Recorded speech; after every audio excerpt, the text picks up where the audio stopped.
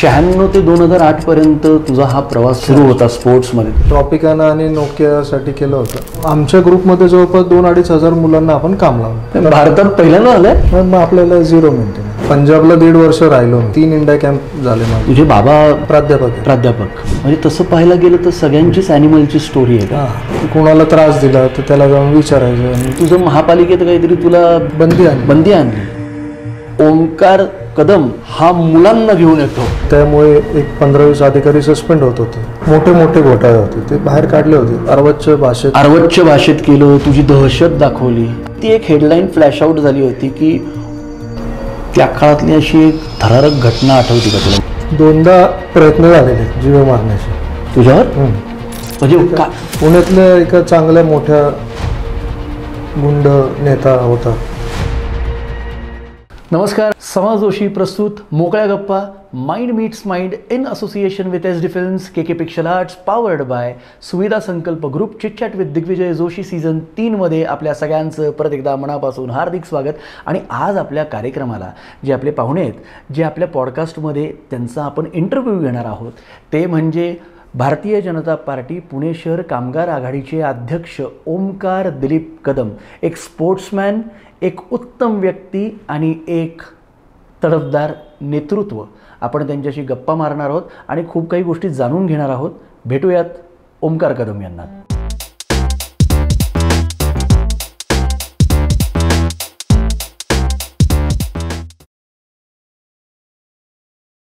आपल्या सोबत आहेत.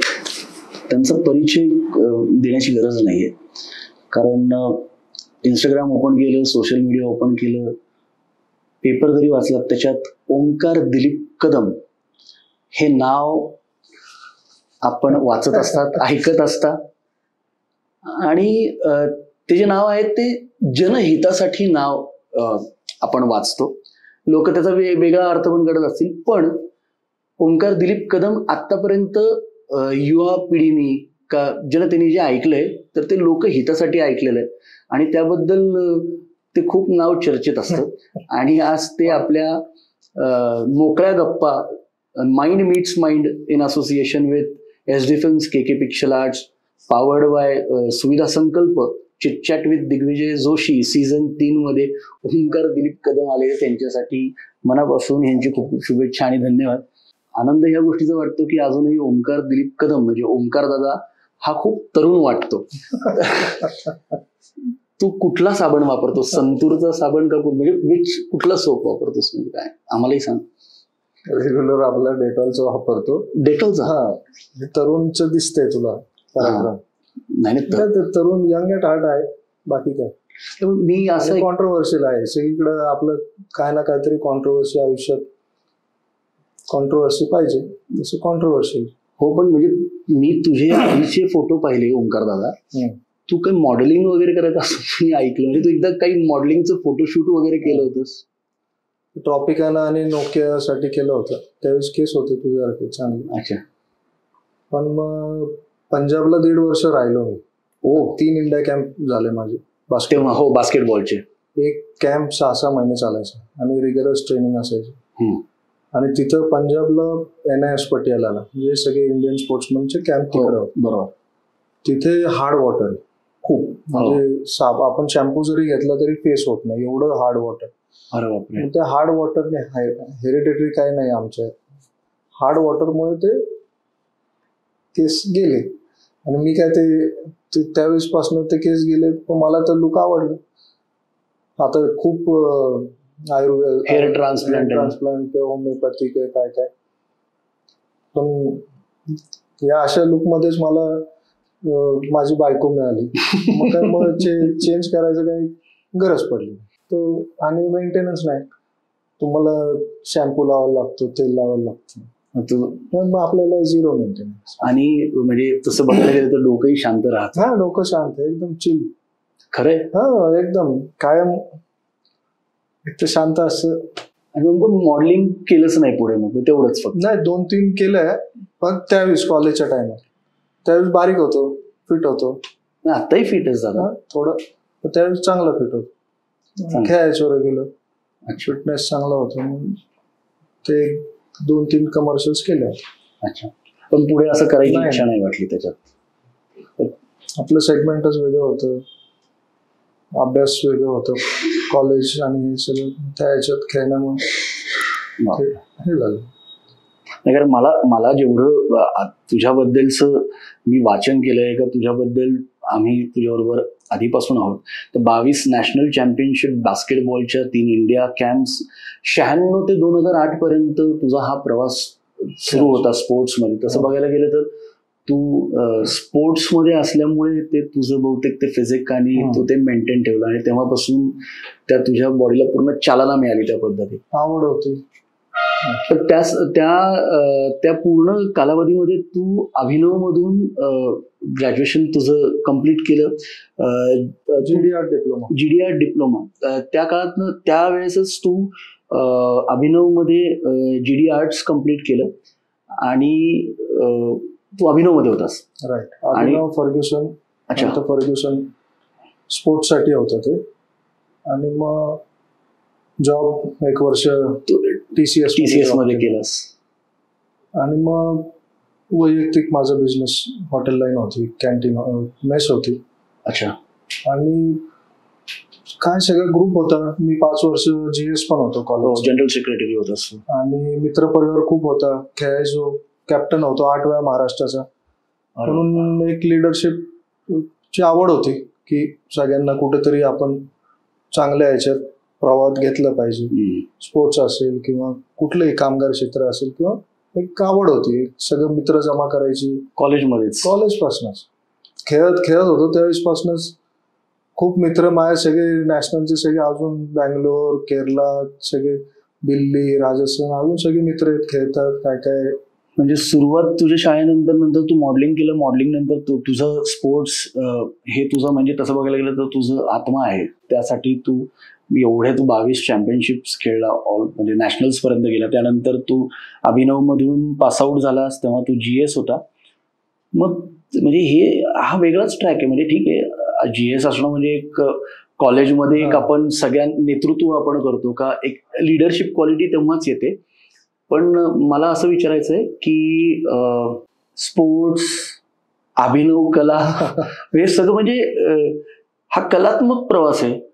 मग तुझा एकदम जनहितासाठी प्रवास कसा चालू झाला? म्हणजे हे तिन्ही क्षेत्र वेगळेच आहेत, आणि GS झाल्यानंतर ती एक लिडरशिप क्वालिटी येते, आणि त्यानंतर राजकारण, पॉलिटिक्स, काय नाही, आवड होती. मित्र कायम लहानपणापासून मित्र. आणि मग खूप मोठा सर्कल, देवाच्या कृपेने माझ्या मित्र परिवारचे खूप चांगले मित्र मिळाले. चांगले मित्र आहेत, सोबत आहेत कायम. मग ते कुठंतरी त्याला एक एनर्जी, ती फ्लो त्याला मिळाला पाहिजे. म्हणून माझे मित्राचे वडील होते, तर त्यावेळेस नितीन सोनटक्के, पतित पावनचे अध्यक्ष होते. अपूर्व सोनटक्केचे वडील. अपूर्व इंडिया कॅप्टन होता. आम्ही दोघं सोबत खेळायचो बास्केटबॉल. महाराष्ट्रातले आम्ही दोघं टॉपचे प्लेअर होतो त्यावेळेस. तो माझ्या घरी वाढला, मी त्याच्या घरी वाढलो. ही कुठल्या सालची गोष्ट? 2000? लहानपणापासूनच होतं. लहानपणापासून. त्यांनी ते मित्रपरिवार म्हणून चांगलं, कुठं आवड आहे त्याला समाजकारण, म्हणून त्यांनी मला पुश केलं. नितीन सोनटक्के. पतित पावन. मग पतित पावन मधनं आता ती वर्ष आठवत नाही, पण 2008, 9, 10 त्या बॅचमध्ये.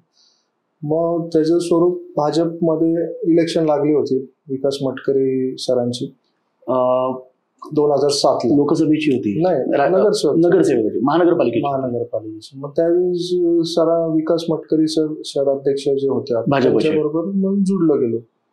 त्यावेळेसपासून मग त्यांच्याबरोबर ते खूप शिकलेले होते, अभ्यासू नेतृत्व. ते आवड, आणि सगळं आपला ग्रुप पण सगळं एज्युकेटेड आहे, सगळे शिकलेले मित्र आहेत. म्हणजे तू अभिनवमधनं आलेला आहे, तर तू एक तुझ्या बरोबर तुझं सराउंडिंग बोलाय. फर्ग्युसनचा, माझा BMचं, सगळे म्हणजे शिकलेलं. सॉरी, पण तुझे बाबा प्राध्यापक. हो, ते म्हणजे त्यांना 2 नॅशनल अवॉर्ड मिळाले, presidential, father of Indian comics illustration. त्यांना तर आमचं खूप चांगलं सेटअप होतं वडिलांचं, म्हणून मी त्या लाईन मध्ये गेलो. मग इव्हेंच्युअली मग अभ्यासू वारसा तुझ्या बरोबर. हा, त्यांचे शिकवण ते शेवटी ते बाबा आहेत घरात एकदम स्ट्रिक्ट आणि आयडिओलॉजी सांभाळली पाहिजे, उसूलने काम झालं पाहिजे सगळं जे काय आयडिओलॉजिकल. मग ते सगळे गुण तुझ्यात आहेत, म्हणजे तसाच तू वारसा जपला की तू एकदम, मला तर मी तुझ्या मुलाबरोबर एकदम तू एकदम असा, मला वाटतच नाही की तू एकदम मित्रासारखा वागतोस तुझ्या.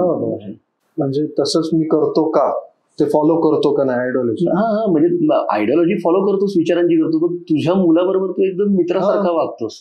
ते एकदम हॅपी, एकदम तो हुशार आहे. म्हणजे तो, मी स्पोर्ट्स मध्ये होतो इन्क्लाइंड, तो अभ्यासात आहे. ते एक बाजू तरी खूप घरातली. मला असं विचारायचं असं आहे की म्हणजे आत्ताची जी पिढी, म्हणजे तुला पण एक आता किती 5वीत आहे ना, 7वीत आहे, तू तुझ्या वडिलांबरोबर कधी असं, म्हणजे तुझ्या वडिलांना अशी घट्ट मिठी, काय बाबा कशात काय चाललंय, असं कधी झालंय? नाहीतर मग डायरेक्ट झनाटे असायचे, असं कधी मिठी मारली का वडिलांना अशी घट्ट, काय फादर बाबा असं काही केलं?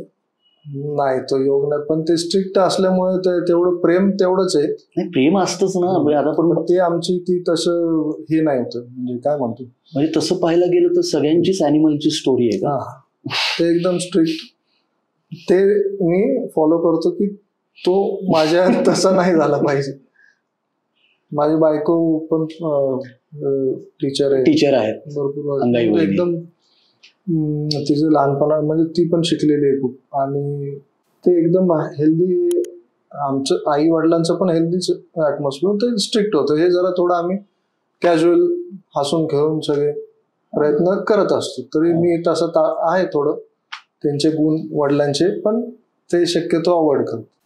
आजकाल असं झालं की म्हणजे आपल्या आधीची जी पिढी आहे, म्हणजे काकांच्या वेळेसचा संपूर्ण ती जी पूर्ण पिढी आहे, तर ते मी खूप जणांचे आता इंटरव्ह्यू घेतले. म्हणजे परवाच ACP सतीश पाटील सरांचं मी इंटरव्ह्यू घेत होतो, रिटायर्ड ACP. तर त्यांच्या मुलांनी मला एक व्हिडिओ पाठवला होता आणि ते म्हटले की आमच्या बाबांना आदराने सगळेच घाबरतात. आदराने म्हणजे आता तू आदराने घाबरतोस, आपण सगळे आपल्या वडिलांना आदराने घाबरतो, पण एकच व्यक्ती त्यांच्या घरात की तो त्यांना घाबरत नाही, ती म्हणजे त्यांची नात. तर तुझा मुलगा तुझ्या आजोबांचं सेम, म्हणजे मित्रच कनेक्शन. मित्र म्हणजे तो, म्हणजे ते पाहिजे ते करून घेतो. आजोबांकडे पाहिजे ते त्याच्याबरोबर ते फ्रेंडली एकदमच. असं एखादी आठवण की, म्हणजे मी हे का विचारतो, कारण जेव्हापासून ॲनिमल सिनेमा पाहिला तेव्हापासून सगळ्या मुलांना असं वाटलं की बाबा म्हणजे रणबीर कपूरने पण मिठी नाही मारली आपल्या, म्हणजे सगळेजण स्वतःलाच पाहत होते त्याच्यात. तुझ्या बाबांनी असं खट्ट मिठी मारली तुला, आणि तसं ते काहीतरी आठवण असेल. खेळायच्या वेळी होतो त्यावेळेस त्यावेळेस खूप चांगल्या अचिव्हमेंट्स केल्या होत्या. नंतर ही लाईन, आमच्या घरात कोणच नाही राजकारणात, किंवा आम्हाला हायरार्की काहीच नाही.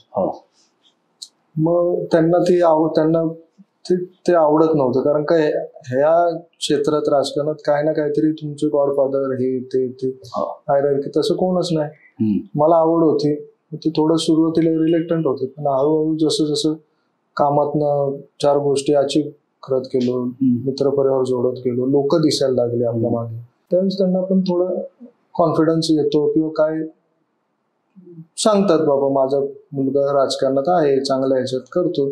कॉन्ट्रोवर्सी होतात खूप झाल्या, त्याच्यावरती कॉन्ट्रोवर्सीज वरती येणार आहे मी. म्हणजे कॉन्ट्रोवर्सी तर भरपूरच आहेत.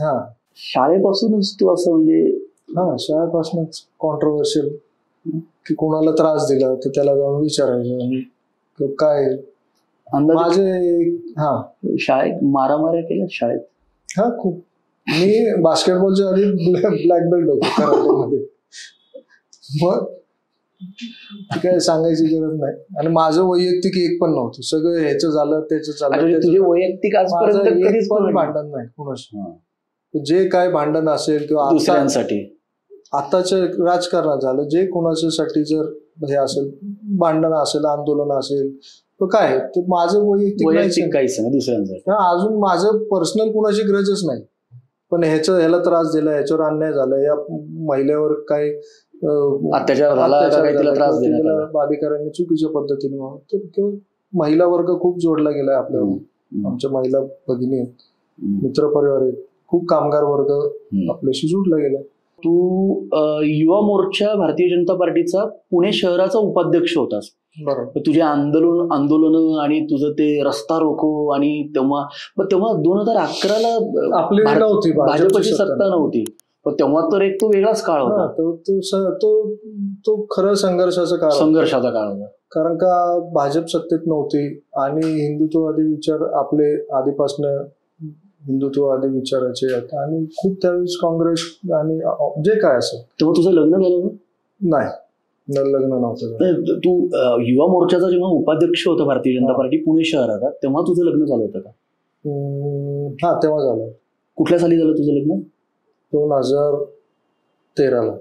हा, म्हणजे तोच काळ होता. बरोबर, 2013ला लग्न झालं. मग ते वहिनींना असं कधी वाटलं नाही की बाबा हा असं डायरेक्टली रस्ता रोको वगैरे करतोय? तोपर्यंत लग्न झालं होतं.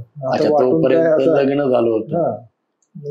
त्यावेळेस माझं हॉटेल लाईन होती, म्हणजे फायनान्शियली तू सगळं सेट करून थोडं स्टेबल होतं त्यावेळेस. अच्छा. आणि तिला थँकफुली राजकारणामध्ये काही रस नव्हता, म्हणून तिला तिचं वेगळं लहान मुलांमध्ये तिचं म्हणून ती बाजू तिने निग्लेक्ट केली होती. पण आम्ही बघितलंय बहिणींचं पण ते तुझ्या बरोबर राहून त्यांनी खूप सामाजिक कामं केलेत. सोशल वर्क त्या खूप सुंदर करतात, आम्ही बघत असतो त्यांच्या. आता ती जरा स्टेबल झाली. सुरुवातीला तिला ते माहीत, म्हणजे थोडं ते हे यायला, पण आता लोक सारखी हे असं चांगलं. तिचा पण मोठा ग्रुप झालाय चांगलं, ती लहान मुलांसाठी चांगलं करत. अशी म्हणजे तू आंदोलन केलंयस आणि त्याच्यातनं म्हणजे त्या आंदोलनानंतर तुला अटक झालीये, तर तो काही आठवतो का क्षण? 7 माझ्यावर 353 आहे. अरे बापरे. म्हणजे कुठल्या रेशन कार्डच्या अधिकाऱ्यांनी पैसे मागितले होते. आपल्या महापालिकेतल्या अधिकाऱ्यांनी एकदा चुकीचं काम केलं होतं. आणि मग पोलिसांबरोबर हे झाले होते. MSCB मध्ये एका अधिकाऱ्याशी हुज्जत घातली. प्रांत होत्या, त्यांनी चुकीचं ऑर्डर दिली होती आणि मी आंदोलन केलं होतं. मग ते गुन्हे दाखल झाले होते. चुकीचं कुठे ना कुठेतरी चुकीचं घडलं होतं म्हणून आपण आंदोलन केलं होतं. किंवा एका आपल्या रेशन कार्डच्या अधिकाऱ्यांनी एका गरीबाला खूप त्रास दिला होता रेशन कार्डसाठी, आणि त्याची परिस्थिती नसताना त्यांनी खूप मोठी अमाऊंट मागितली होती. त्याला गरज होती हॉस्पिटलसाठी. त्याला आम्ही काळं फासलं होतं. नाही, त्यावेळेस ते जोश मध्ये होतं किंवा काय, अटक झाली, सुटलो, परत ते चालू, परत कुठेतरी आंदोलन. म्हणजे 100 ठिकाणी जर भांडलं असेल तर 9-10 ठिकाणी ते रिव्हर्स होतातच. आणि मग किती दिवसानंतर बाहेर यायचा तू? त्यावेळेस 353 एवढी नॉन अवेलेबल ती आत्ता झाली भाजपची. हे अवेलेबल होते तरी 2-3 दिवस. मग तेव्हा घरातले काही म्हणायचे तुला? म्हणायचे आता काय, आता ते आपण आवड होती, पडलोच आहे. पण तुला असं नाही वाटत की म्हणजे जेव्हा लग्न झाल्यानंतर, फार बेसिक प्रश्न आहे, कारण आत्ताची युवा पिढी म्हणजे आदरणीय पंतप्रधान नरेंद्रभाई मोदी आणि अमित शहाजी नंतर देवेंद्रजी फडणवीस महाराष्ट्राचे आपले मुख्यमंत्री, आणि आता असा सुंदर काळ आला की आता मोठ्या मुलींचा वर्ग, मुलांचा वर्ग, युवांचा वर्ग हा राजकारणात यायला लागलाय. समाज कल्याण करण्यासाठी तो आता राजकारणात यायला लागलाय. म्हणजे त्या, आणि आताही आंदोलन होतात. कायदा तो कायदाच आहे, पण आता हे जे मुलं, आता नवोदित मुलं जे राजकारणात येत आहेत, आणि त्या काळात ज्या केसेस वगैरे पडायच्या, आणि तेव्हा घरातल्यांना वाटायचं की बाबा अरे आता हे काय आहे का, आता कारण सर्वात जास्त म्हणजे आई वडिलांना तर टेन्शन असायचंच, पण सर्वात जास्त तुझ्या बायकोला पण टेन्शन असेल. मग तेव्हा त्यांनी असं कधी सांगितलं नाही की तुम्ही नका करू, हे काय चाललंय आणि हे व्हायचं? सांगितलं, केला प्रयत्न, त्यांचा यशस्वी नाही ठरला प्रयत्न. मला ते आवडच होती आणि मला भाजपचं कामाचं आणि हिंदुत्ववादी विचार आणि भाजपची मला कुठेतरी जोडायचं होतं, ती आवडच होती. मला ते त्यांनी किती हे केलं तरी नाही. पण म्हणजे आता ही जी युवा पिढी आता राजकारणात येशील, त्यांना काय तू सांगू इच्छितो? कारण काय झालंय, आता बहुतांश जी आता नुकतं सदस्यपद घेतलं की त्यानंतर मग त्यांची कामं चालू होतात. म्हणजे आता हा तुझा एवढा मोठा काळ आहे, 2008, 9, 10 GS पासूनचा, तर तसं बघायला गेलं तर 27-28 वर्ष 15-20 नाही GS असल्यापासून लिडरशिप क्वालिटीचा म्हणतोय. 15-16 वर्ष तर तुझी आता राजकारणात एक तू पाया रोवलायस तुझा. केवढे हर्डल्स आले आता त्याच्यावरती आपण चर्चा करू. पण तू आत्ताच्या नवोदित जे युवा पिढी आहेत त्यांना तू काय सांगू इच्छितो? कारण त्यांना झटपट काय होतं, आता असा प्रॉब्लेम असा झालाय कुठलंही क्षेत्र असो, तर एक 25 ते 30% असा वर्ग आहे की त्यांना वाटतं की आज आपण काहीतरी केलं की उद्या लगेच त्याचं काहीतरी मिळालं पाहिजे का. मी आज ह्यांना मी भेटलो आणि ह्यांच्याबरोबर मी जर फोटो काढला तर ते एक वेगळी ॲटमॉस्फिअर क्रिएट होतं आणि ते एक वेगळं वलयात जातात. आणि नंतर थोड्या कालावधीनंतर त्यांना वाटतं की नाही अरे हे तेवढ्या पुरतच आहे. कारण त्या काळात मला आठवतं की तुमच्या युवा मोर्चाचं संपूर्ण जे तुमचं काम चालायचं त्यावेळेस तुम्ही विनोद तावडेंना भेटला होता. आणि विनोद तावडे तेव्हा खूप मोठ्या पदावर होते, विरोधी पक्ष नेते होते. आणि तेव्हा विनोद तावडेजींनी, तू होतास, तुझ्याबरोबरचे संपूर्ण सहकारी मित्र होते, आणि विनोद तावडेंनी तुझी खूप प्रशंसा केली होती. तुझ्याशी ते अशी गप्पा मारत होते की तू त्यांच्याबरोबर रोजच असतोस. तर म्हणजे ते खूप अनमोल आहे, त्याच्या मागे तुझे कष्ट आहेत. तर मग तू ह्या युवा पिढीला काय सांगू शकतो की किती संयमाने काम केलं पाहिजे, कशा पद्धतीने राजकारणात जेव्हा तुम्ही येता का कुठलं सदस्य म्हणून येतात, जसं बूथ प्रमुख तुला माहिती आहे आपले आदरणीय मुरलीधर अण्णा मोहोळ हे बूथ प्रमुख होते आणि आज राज्याचे देशाचे ते केंद्रीय मंत्री आहेत. तर खूप मोठा प्रवास आहे, खूप मोठा. आदरणीय चंद्रकांत दादा पाटील हे कोल्हापुरातून आले आणि आज कोथरूड विधानसभा मतदारसंघामध्ये अशी परिस्थिती की ते कुटुंब प्रमुख आहेत. सगळ्या नेत्यांचा मोठा संघर्ष आहे, तुझा पण तसाच आहे. तर तू युवा पिढींना काय सांगशील की किती संयम काय असलं पाहिजे, पंक्च्युअलिटी, तर त्याच्याबद्दल जरा सांग ना प्लीज. प्रत्येक सध्याच्या मला काय म्हणजे पर्टिक्युलरली असं सगळ्यांना आपण एका ह्याच्यात नाही बघू शकत, एका माइंडसेटने नाही बघू शकत. पण जे येतात ते प्रत्येक जणच स्ट्रगल तर आहेच. जर तुम्हाला काय हायरार्की नसेल तर स्ट्रगल आहे. आणि तुमच्याशी लोक जोडली पाहिजे. इव्हेंच्युअली काय आहे, तुम्ही किती चांगले श्रीमंत असाल किंवा काय असेल, that is not taken into account. पण तुम्ही तुमच्याबरोबर किती लोक आहेत, तुम्ही किती प्रश्न मांडता, किंवा 10 जण 15 जण 50 100 500 जण जमवायचे तुमची, ते जमतात कसे? कारण का तुम्ही कुठे ना कुठे तरी प्रत्येकासाठी गेलेले करायला लागतं. लोक जोडली पाहिजे तर आता तर लोक येणार ना तुमच्या. बरोबर आहे. महिला वर्ग आहे, नवीन यंगस्टर्स खूप आहेत जे आपल्याबरोबर जोडले गेले. का? कारण का आपण तुम्ही 100 वेळेस गेला तर तुमच्यासाठी 5 वेळेस लोक येणार आहे. तसं तो स्ट्रगल आहे. नवीन लोकांना, नवीन सगळे युवा पिढी खूप आताची खूप इंटेलेक्टेड आहे आणि खूप फॉरवर्ड आहे.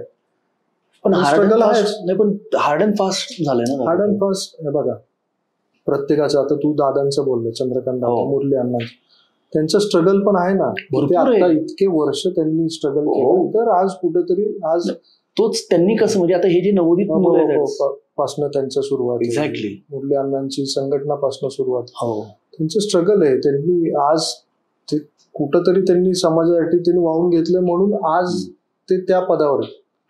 लोक जनसमुदाय त्यांच्याबरोबर. एक्झॅक्टलीच. आता म्हणजे तू आता भारतीय जनता पार्टी कामगार आघाडीचा पुणे शहराचा अध्यक्ष आहेस आणि भारतीय जनता पार्टी पुणे शहराचे अध्यक्ष धीरजजी घाटे आहेत. त्यांच्याच हस्ते या पॉडकास्टचं ओपनिंग झालं. त्यांनी मला खूप सुंदर गोष्ट सांगितली की लवकरच प्रभू रामांची कृपा की त्यांचं मला इंटरव्ह्यू घ्यायचा योग येणार आहे. तर ह्या अध्यक्षांचा घेतला तर त्या अध्यक्षांचा मी घेणारच आहे. तर त्यांनी मला एक गोष्ट सांगितली की एका मंडळाचा अध्यक्ष ते पुणे शहराचा अध्यक्ष, हा प्रवास किती महत्वाचा असतो. त्यांची ही कामगिरी फार उत्तम आणि उत्कृष्ट, म्हणजे त्याला शब्द नाहीत. महाराष्ट्र भारतीय जनता पार्टी प्रदेशाचा चिटणीस, तर केवढा म्हणजे काय जाणवलं तुला एकदम, म्हणजे प्रदेशाची जेव्हा जबाबदारी तुला देण्यात आली तेव्हा कसं तू डील केलंस, म्हणजे कसं काय प्रवास होता तुझा? नाही, तो प्लॅटफॉर्मच वेगळा आहे.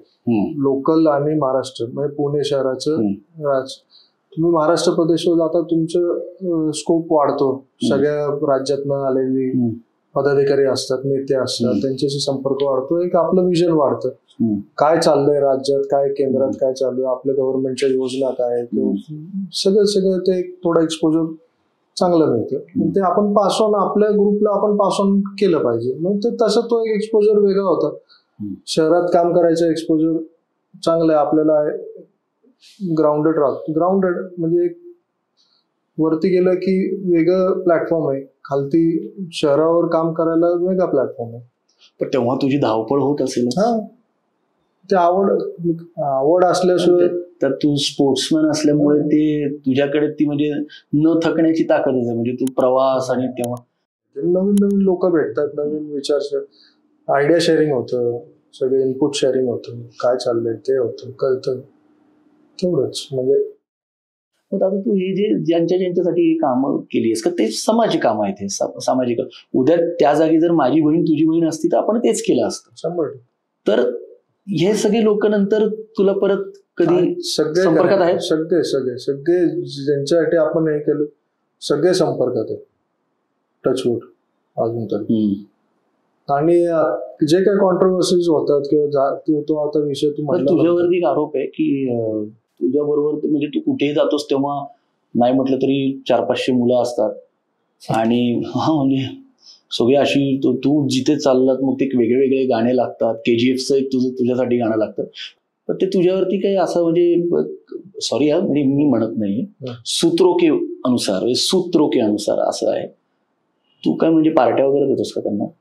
नाही रे बाबा, पार्ट्या कुठे आता, असं मी नाही म्हणत. मी म्हणजे काय असतं ना की अरे हा आता येतात ना, म्हणजे ते आता एक टिपिकल असतं ना की अरे गर्दी जमा करण्यासाठी ते पार्टी देणं, तसं काय मला तर नाही वाटलं कधी. नाही, हे सगळे मित्र आहेत माझे, सगळे जुडलेले आहेत, कामगार क्षेत्राशी जुडलेले आहेत, माझे खूप जुने मित्र आहेत. हे सगळे चांगले त्यांचे ग्रुप आहेत किंवा काय. आपण कुठून येत आहेत सगळं हे मित्र आहेत. कामगार क्षेत्र आपण जवळपास आता खूप जण 200 पेक्षा जास्त या 1-2 वर्षात आपण कामाला लागलो. प्रत्येकाचे कुठं हातावर पोट आहे.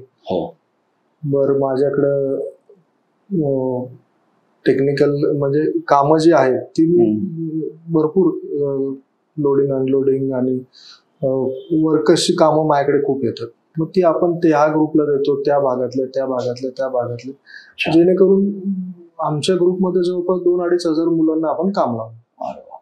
अपार्ट फ्रॉम महापालिकेशी कॉन्ट्रॅक्च्युअल मध्ये आपण 200-250 जण लावले. कॉन्ट्रॅक्ट लेबर जे आहेत त्या ह्याच्यात सफाई कामगार असतील, सांख्यिकी विभाग असेल, महापालिका सोडून रेल्वेची युनियन, रेल्वेजमध्ये कामगारांवर काय अन्याय झालं तर ते ग्रुप आपल्याकडे येतात, आपल्याकडनं न्याय मिळतो.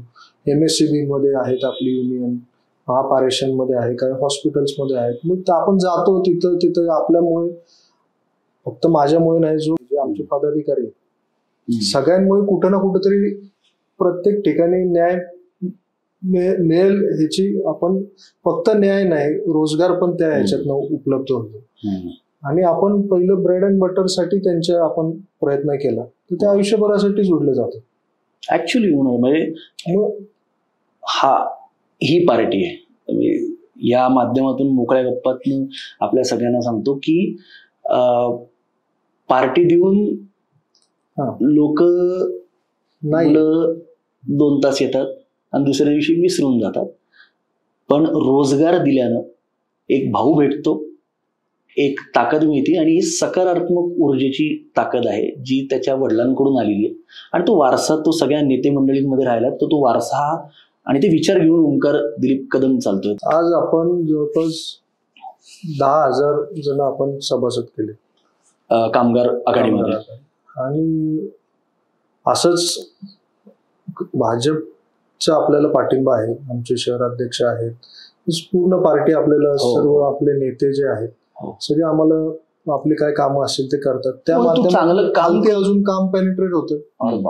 आणि देवाच्या कृपेने जर अजून सगळे जुडत गेले तर आपली अजून वर्षभरात 50,000 आपले सभासद होतील. आणि मे बी जास्त पण, कारण का महापालिका फक्त बघितली तर 26,000 कॉन्ट्रॅक्च्युअल लेबर. अप्रॉक्सिमेटली. रेल्वेज आहे, महापारेषण आहे, महावितरण आहे, कॉलेजेस आहेत काही काही जिथे युनियन आहेत, किंवा हॉस्पिटल्स आहेत मोठे मोठे, की तिथे मॉल्समध्ये, प्रत्येक मॉलमध्ये जवळपास 700-800 ते 1000 जण काम करतात आणि सगळे वेगवेगळ्या कॉन्ट्रॅक्टरशी जोडलेले असतात.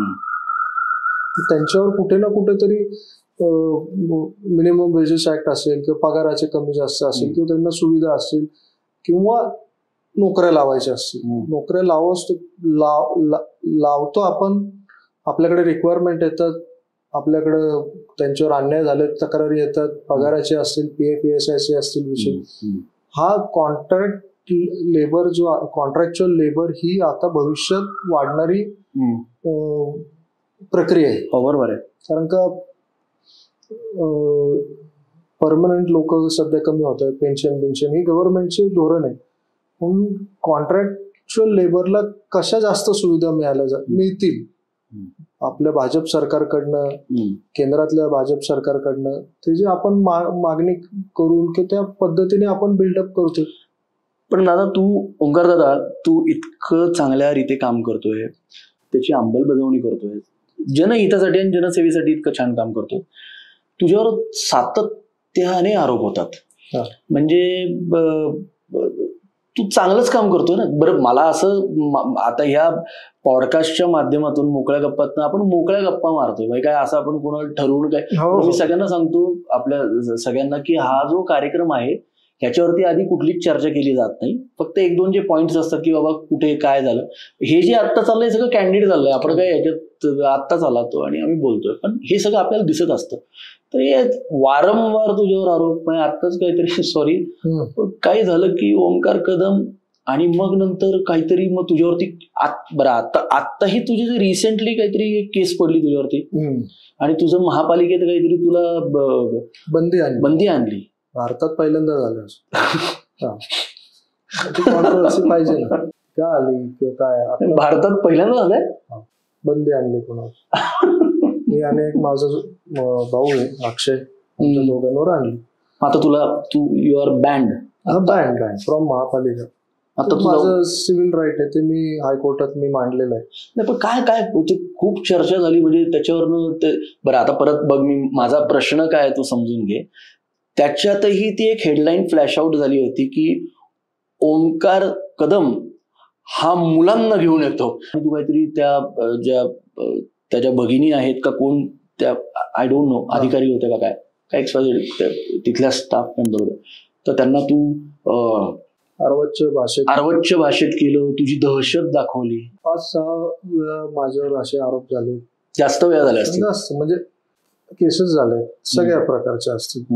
त्यावेळेसची ती काय लोकांना मी विरोध केला होता की ज्यांनी चुकीचं काम केलं, भ्रष्टाचार केला. मोठे मोठे बिल्डर पण आहेत किंवा मोठे राजकारणी आहेत, ज्यांना मी विरोध केला होता. विरोध का केला, त्याच्या मागे काही कारणं होती. मग मध्ये 3 वर्षापूर्वी अजून एक गुन्हा झाला होता. त्याचं मी एक मोठं 350 कोटीचा घोटाळा काढला होता. किती? 350 कोटीचा. आणि त्यामुळे खूप दबाव आणला माझ्यावर काही लोकांनी, सगळ्या प्रकारे. आणि ते काय ऐकलं गेलं नाही, त्यामुळे एक 15-20 अधिकारी सस्पेंड होत होते. अच्छा. म्हणून, आणि ती मोठी कंपनी होती, आणि त्याच्यामुळे विदाउट एव्हिडन्स पोलीस प्रशासन किंवा काय ते गुन्हा दाखल झाला. त्यानंतर जवळपास आठवडाभर पेपरात माझ्या बातम्या दिल्या गेल्या आणि आंदोलनं झाली जे काही ठेकेदारांची. पण इव्हेंच्युअली ते खरं बाहेर आलं, काही अधिकाऱ्यांना त्याचा त्रास झाला, आणि जो गुन्हा दाखल होता तो पण कोर्टातनं, हे बघा, आरोप करणं आणि सिद्ध होणं दोन वेगळ्या. कोर्ट बसलंय ना आपलं, जो तिसरा जे स्तंभ आहे, न्यायालय आहे, तिथं खरं खोटं जे काय तुम्ही आरोप केले तर तुम्हाला प्रूफ करायला लागतं. माझी प्रूफ झाली, माझ्यावरचे ते गुन्हे केले.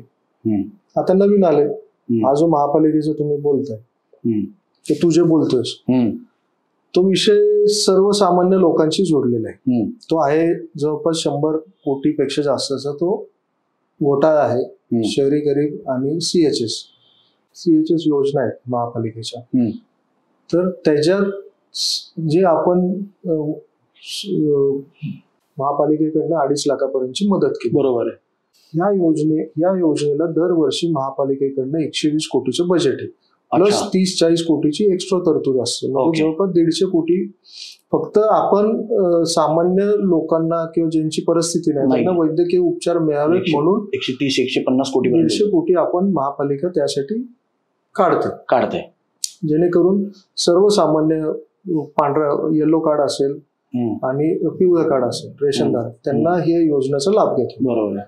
बरं, हे कोण आहे? वस्तीतली लोक आहेत ज्यांचं इन्कम सोर्स कमी आहे, त्यांना चांगल्या हॉस्पिटलमध्ये वैद्यकीय हे मिळालं तो राईट आहे, आणि चांगली ट्रीटमेंट मिळावी. चांगली मोठ्या हॉस्पिटलमध्ये दीनानाथ आहे, सह्याद्री आहे, नोबल हॉस्पिटल, असे 160 हॉस्पिटल एनपॅनल आहे. अच्छा. महापालिकेची जे गव्हर्नमेंटचे. पण हे नेक्सस हे मी कारण का आपल्याशी सगळं कामगार वर्ग जोडलं. हो बरोबर. आज जवळपास महापालिकेची सुरक्षा रक्षक असतील, सफाई कामगार असतील, भरपूर क्षेत्रीय जवळपास हजारांमध्ये ते आपल्याशी जुडले. ह्यांना त्यांच्या घरच्यांना ह्यांना काही उपचार घ्यायचे असतील तर ते आपण महापालिकेतनं त्यांना मदत करतो. पण ज्यावेळेस त्यांना टाळलं जातं त्यावेळेस आम्ही डीपमध्ये गेलो. अच्छा. ते टाळायला लागले मोठे हॉस्पिटल किंवा काय, मग ते नेक्सस एक बाहेर यायला लागले. ते मी 6 महिने झालं याचा पाठपुरवठा करतो. काही माहिती मला जाणीव बुजून म्हणजे ती माहिती उपलब्धच नाही असं होऊ शकत. 15 वर्ष रेकॉर्ड ठेवायला लागतं. हो बरोबर आहे. आणि तो काढला तर जेवढं डीप मध्ये गेलं तर हा 17-18 हॉस्पिटल अशी आयडेंटिफाय झाली की ते वर्षाला 7-8-10 कोटीची खोटी बिलं मारतात. या योजनेच्या एका हॉस्पिटलचं 10 कोटी म्हणजे अशी किती? 5 ते 7 कोटीपर्यंत खोटी बिलं ह्याच योजनेत. म्हणजे 8-10 हॉस्पिटल जरी धरले तरी नाही म्हटलं तरी 50 कोटी वर्षाचे झाले. अरे बापरे. आणि हा भरपूर वर्षापासून चाललेलं हे नेक्सस आहे. पैसे जातात हॉस्पिटल्सला, हे जे खोटी बिलं मारतात ते नेक्सस मी बाहेर काढले. त्या ह्याच्यात काही अधिकाऱ्यांना पुरावे होते. पुरावे आता मी सादर केलेले आहे. कुठे? कोर्टात नाही सादर केले मी, महापालिका आयुक्तांना दिले, आपले मुख्यमंत्री साहेबांना दिलेले, हेल्थ मिनिस्टर आबिटवारांना दिलेलं आहे. आणि कोर्टात मी आता हायकोर्टात त्याची चौकशीची मागणी केली. त्यासाठी मी पुरावे हायकोर्टात सादर केले. तुम्ही 5 वर्ष पकडा, 5 वर्ष तरी तो 2-250 कोटीचा घोटाळा नेक्सस आहे. काही आता आपण म्हणतो पारदर्शकता आणली पाहिजे, तर माझ्यावर जो आरोप झाला तर त्यावेळेस मी प्रेस कॉन्फरन्स माझं खुलासा मी लगेच दुसऱ्या दिवशी केला. हो बरोबर, आम्ही पाहिली तुझी. त्या याच्यावर पण पालिकेने माझ्यावर इलिगल प्रेस कॉन्फरन्स. जर प्रेस कॉन्फरन्स मध्ये मी अख्खे पुरावे सकट मी हे केलं तरी काही पत्रकार बंधू आहेत आणि त्या जे आमचे महिला भगिनी आहेत त्यांचं त्या ह्याच्याशी डायरेक्ट ते नेक्सस जोडलं गेलं. म्हणजे डॉक्युमेंटरी एव्हिडन्स मध्ये कागद बोलली पाहिजे. हा माझं आहेत तुझ्याकडे सगळी कागद आपण सादर केलेली आहेत, पालिका आयुक्तांकडे आहेत.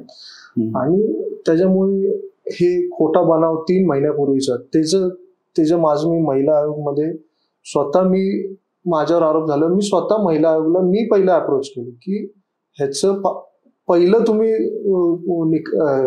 अभ्यास करा आणि जर माझ्याकडनं चूक झाली असेल मला शिक्षा मी भोगायला तयार आहे. पण जर मी निर्दोष असेल आणि तर ह्या संबंधित ही एक प्रॅक्टिस झाली काय ठिकाणी भ्रष्टाचार लपवायचं म्हटलं तर काही आपण सरसकट कुणालाही जेंडरला आपण बोलू नाही शकत, पण त्या विक्टिम कार्ड खेळायचं असे हे प्रकार आहेत. पण ज्यावेळेस हे खरं बाहेर येईल मी स्वतः अप्रोच केलं की ह्याची तुम्ही चौकशी करा आणि मी असेल तर मी ऍक्सेप्ट करतो, नसेल तर संबंधित अधिकाऱ्यावर तशी कारवाई करा आणि या प्रकरणाची चौकशी करा. माझा मुद्दा काय हा प्रकरणाची चौकशी करा. हे काय आरोप होत राहणार कारण का आपण ज्या फील्डमध्ये आहे राजकारणात आपण कुठेतरी against the flow, against the corruption नेते. पण 6 महिन्यापूर्वी आता परत नवीन 1.5 महिन्यापूर्वी मी परत सगळी कागदपत्र असे एव्हिडन्स वाले मी सादर केले की ह्याची चौकशी करा. माझ्यावर आरोप मी माझं निस्तरी, पण हा जो भ्रष्टाचार आहे हा सामान्य जनतेशी निगडीत आहे आणि कुठंतरी हे थांबलं पाहिजे. कुठंतरी तर कुठेतरी थांबलं पाहिजे, तर आपल्याला अगेन्स्ट द फ्लो जायलाच लागणार, उतरायलाच लागणार, प्रवाह विरुद्ध जावं लागेल. आणि तशी ती आता सवय झाली घरच्यांना, अजून ती अडॉप्ट नाही झाली, थोडं त्रास होतो अशा बदनामीची. एक वेळेस आपण भांडणं माऱ्या करू शकतो लोकांच्या प्रश्नासाठी. मग हे सगळं जेव्हा पेपरला नाव येतं, पण आपल्या त्या आयडिओलॉजी मध्ये हे बसत नाही की आपण हे अशा महिला. बरोबर आहे. कारण का माझ्या जवळपास 2-3 हजार महिला भगिनी आहेत, जे डोळे बंद करून माझ्यावर विश्वास ठेवून आज मी कुठेही बोलवलं तर ताकदीने येतात, त्यांनी जबाबदारी घेतात आणि लढतात. म्हणजे ते मी म्हटलं हे चुकलं ताई, इथं आंदोलन तुमचं झालं पाहिजे, तर ते त्या अख्ख्या त्या अधिकाऱ्याला पार जो ठेकेदार असेल कुठं, ते माझ्यावर विश्वास आहे म्हणून करतात ना.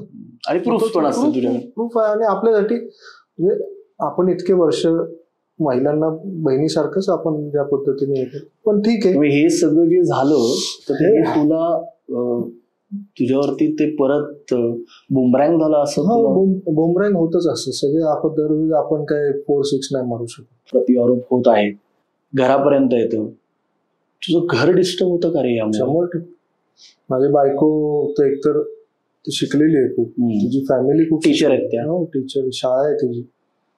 ते पेरेंट्स पण विचार करत असतात ना की बाबा हे असं आरोप किंवा असं तिला वाटतं काय बेसिकली माझा मुलगा पण कॉन्व्हेंटमध्ये, वाईट वाटणारच. आई बाबा त्यांचे त्यांचे एक मित्र परिवार आहे, हे अशा आरोपांमुळे अख्खं डिस्टर्ब होतं. मी पण डिस्टर्ब झालो होतो ना. मी 1 महिना फार डिप्रेशन टाईप या अशा आरोपामुळे झालं होतो त्रास. पण 1% पण माझा एक मित्र पण आणि एक महिला भगिनी पण आणि तुझी फॅमिली पण हे माझ्यापासनं, त्यांना माहिती होतं की हे खरं आहे का खोटं, हे त्यांना माहिती होतं. कोण माझ्यापासून दुरावलं गेलं नाही. किती आरोप झाले तरी त्या म्हटले दादा किंवा मला भाऊ मानतो, आम्हाला विश्वास आहे की खरं बाहेर आज ना उद्या येईल. कोणी एक जण पण माझ्याशी तुटला नाही या सगळ्या प्रवासात. आणि पक्ष पण आमचे आपले जे अध्यक्ष आहेत धीरजी घाटे, त्यांनी वस्तुस्थिती पाहिली सगळी, त्यांना कागद दिली. आमचे जे वरिष्ठ आहेत सगळ्यांचं आता नाव नाही घेत, पक्षातले सगळे पुणे शहराचे, त्यांना ही दुसरी बाजू पण दिसली भ्रष्टाचाराची. आणि कशामुळे हे अलिगेशन झालं की हा भ्रष्टाचार बाहेर येऊ नये, कुठंतरी हे थांबलं पाहिजे. मला खूप जणांचा दबाव आला. ते जेव्हा ते सगळं प्रकरण येईल तेव्हा तू नक्कीच सांगशील. पण तुला ह्या सगळ्या गोष्टीची भीती वाटते का? भीती वाटते अरे आपण घरी जात असतो, काय होतात ना या गोष्टी? सध्याच तर खूपच ट्रेंड चालू आहे ते. बरोबर ना?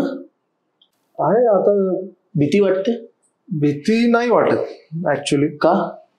मला माझ्या स्वतःवर कॉन्फिडन्स आहे. माझ्याबरोबर कायम मित्र, माझ्याबरोबर सकाळी बाहेर पडल्यापासून ते रात्री कायम माझ्याबरोबर 20-25-50 जण असतात. म्हणजे हेच लोकांना वाटतं की हा कुठे गेला तरी याच्याबरोबर. आता कॉर्पोरेशन त्यांनी सांगितलं अनेक स्टुडंटचे प्रॉब्लेम, म्हणजे तेव्हा काही तू पक्षात नव्हतास, पण तेव्हा अनेक स्टुडंटचे प्रॉब्लेम्स होते, तेव्हा तू सॉल्व्ह करत होता. अभिनव कॉलेजचं आमच्या काही आंदोलनं होती, त्या ह्याच्यात मीच पुढे, म्हणजे आम्ही सगळं मित्र बरोबर होता. खूप अन्याय झाला होता शिक्षकांवर. आंदोलन हे आपलं रक्तात आहे. आता सवय झाली. म्हणजे ह्या सगळ्या गोष्टीचं जे दबाव वगैरे पडत असेल ते तुला जास्त माहिती, पण त्याची म्हणजे भीती किंचित वाटत नाही, कारण तुझ्या बरोबर घरच्यांना वाटते. हो, पण तू कसं टॅकल करतो मग? म्हणजे कारण काय आहे, आता बेसिक आम्ही सगळेच तुला पाहतो, त्या काळापासून आम्ही तुझा प्रवास पाहिला, तर आपल्या जवळचे जे लोक असतात ना, आपण सगळेच आहोत, तर त्यांना एक असं असतं की ते प्रेमापोटी घाबरत असतात, कारण त्यांच्या मनामध्ये एक असं प्रश्न वारंवार तो एक हॅमर करत असतो की अरे आपल्या माणसाला काही व्हायला नको. कारण आत्ताचं जो काळ चालू आहे की खूप जास्त लगेच रिॲक्शन्स निघायला लागल्या, त्यानंतर रिॲक्शन्स फार तीव्र असतात. पण हे सगळं तू जे बोलतात ते फार रेअरली तू तुझ्या घराबद्दल बोललास, पण तू अवरात्र काम करत असतो, तो पहिले प्रश्न जनतेचे, म्हणजे तुझं पहिलं घर ते आणि मग ते घर का तुझं? तसं नाही. असं माझ्या फॅमिलीला डेफिनेटली वाटतं. असं वाटतं कायम सकाळीपासून फोन चालू असतात, लोक असतात, ऑफिसला लोक असतात, की वेळ देता येत नाही सध्या. पण माझ्या फॅमिलीला, मुलाला, बायकोला, आई बाबांना, की आणि कायम माझा मित्र माझ्याबरोबर असतात. म्हणजे माझे मित्र मला एकटं सोडतच नाही. वहिनी असं म्हणत नाही का तुझी मित्र म्हणजे सवतच आली आहे हो हो हो. अजून चालूच आहे ना. अजून चालू आहे? त्याशिवाय तू आता ओळखतोस त्यांना हे केलं. तुझ्यावर त्यांच्यासाठी सर्वस्व तू आहेस म्हणून ते. पण ही सगळी अशी मुलं वगैरे का तुझ्यावरती असे जे तुझ्यावरती एक दोनदा अनेक जण काहीतरी धावून पण आले होते, तू त्याही प्रवासात केलाय. पण हे कसं टॅकल कसं करतो? कारण हे सोपं नाही. दोनदा प्रयत्न झालेले जीवे मारण्याचे तुझ्यावर. ऐको त्या ह्याच्यातनं दोनदा म्हणजे पुण्यातल्या एका चांगल्या मोठ्या गुंड नेता होता, तर नाव नको घ्यायला. पण काय माझ्याबरोबर म्हणजे माझ्या जीवाभावाचे जे मित्र आहेत जे माझ्यावर प्रेम करतात ते मला सोडतच नाही एकटं. प्रॉपर हो. ते सगळं आयुष्यातलं पार्ट अँड पार्सल झालं. त्याचं ते काय म्हणजे पुढे काय झालं त्याचं? तो झाला थोडं नंतर शांत विषय. ठरवलंच होतं. ठरवलंच होतं की माझ्यामुळे खूप काही जणांचं बिल्डर लॉबी असेल की मी 1, 2, 3 प्रकरणं काढली होती. मोठे घोटाळे होते ते बाहेर काढले होते. मोठे काही बिल्डर होते ते आर्थिक मसल पॉवर होते. त्यांनी ते आता त्यांना वाटलं होतं की हा घाबरेल किंवा कुठेतरी बॅकआउट होईल. पण नाही झालं. काही जणांनी मग मध्यस्थी केली किंवा काही मध्यस्थी म्हणजे दुसरी बाजू त्यांचं काय आपण गोष्टी बाहेर काढल्या होत्या. पण ह्या सगळ्या गोष्टीचा घरावर काय परिणाम होतो? होतो ना. दुसरे आहेत ना. तुलाच का अंगावर घ्यायचं याला? मी पण तुला म्हणणार तुलाच का पडलंय? मी घरच्यांच्या बाजूने बोलतोय. आता जे डोळ्यासमोर दिसतंय की या आरोग्य खात्यात एवढा मोठा प्रश्न, घनकचरा खात्यात, समाज विकास, दिव्यांगांचे पैसे लाटले जातात, गरिबांचे पैसे लाटले जातात, म्हणजे आपल्या टॅक्स पेअरचे पैसे. कोणीतरी आवाज उठायला पाहिजे ना. पण मी काय म्हणत नाही, सगळं भारतीय जनता पार्टीचे नगरसेवक सक्षम आहेत की सगळे आवाज उठवतात त्या पद्धतीने. पण काही गोष्टी माझ्या ज्या निदर्शनास येतात ते मी मांडतो आणि आणतो समोर. मग त्याचे रिपरकेशन्स असतील, होतात.